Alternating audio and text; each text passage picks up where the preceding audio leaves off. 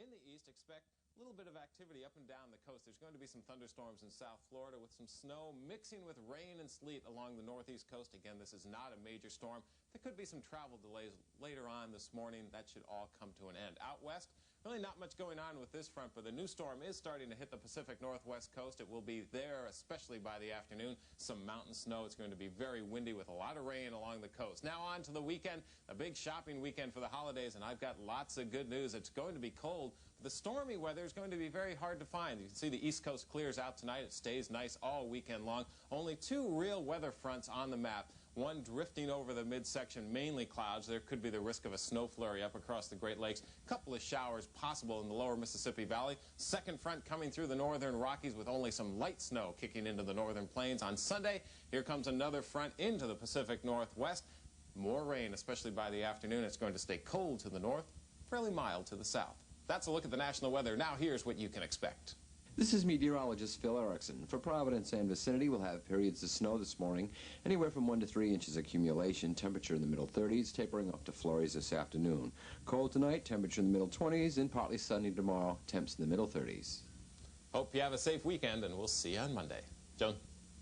Thank you, Dave. Right now it's 37 minutes after. Julian Lennon's memories of John Lennon, who was killed 5 years ago this weekend after this. Nobody told me there'd be days like these.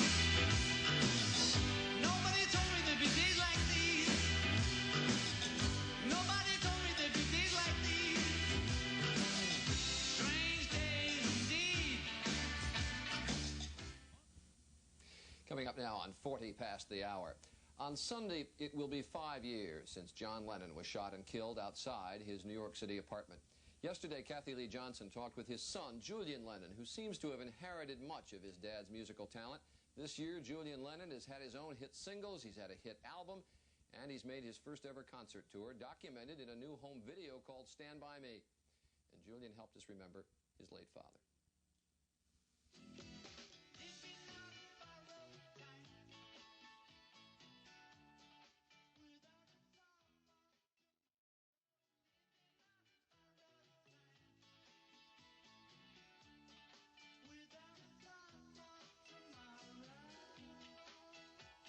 It's been 5 years since he was killed. I'm sure they've been unbelievably difficult years for you. Yeah, well, I tend not to sit down and mope and get sorry and, you know, dear, what happened. You know, I just look at the good times and just look forward to the future, and you never know, maybe I'll see him again, you know. It's no use feeling sorry and saying why or what, you know, you can't live like that. He'd be delighted that you're just going on. Yeah, I think so, you know. Got to get out and be happy and get on with it. Would he be delighted that you chose music for your life's work, too?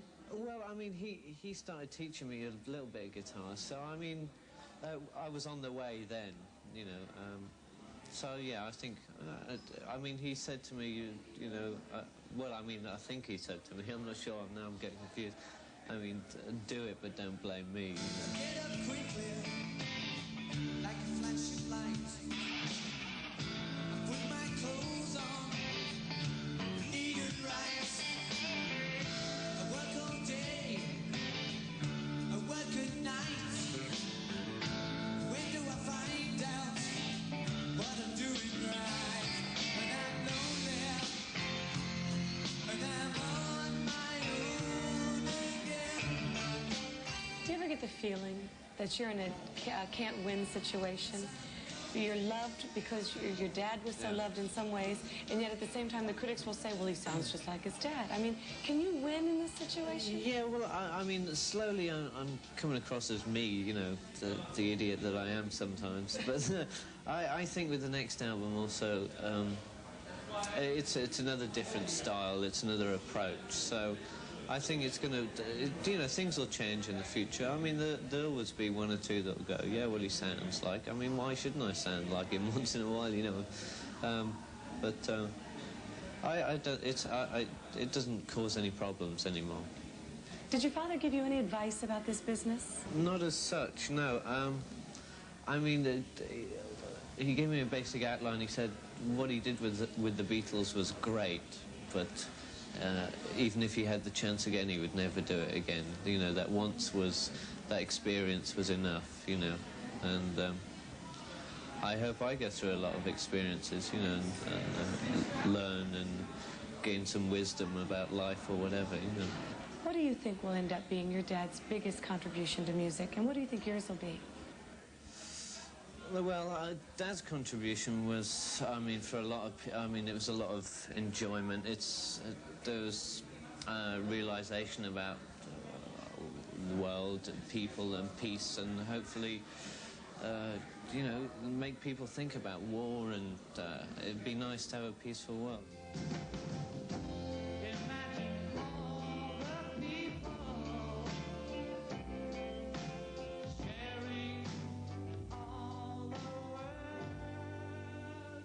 I don't know whether I'm going to do that in the long run. I have no idea, but I mean, I'm still up for all the values he had, and whether that comes across later on, I don't know. But you're carrying it on. Kind of. If your dad had been here tonight watching the video, what do you think he would have said to you? I think he would have laughed his head off. I don't know. He probably would have enjoyed it. He's probably watching it anyway.449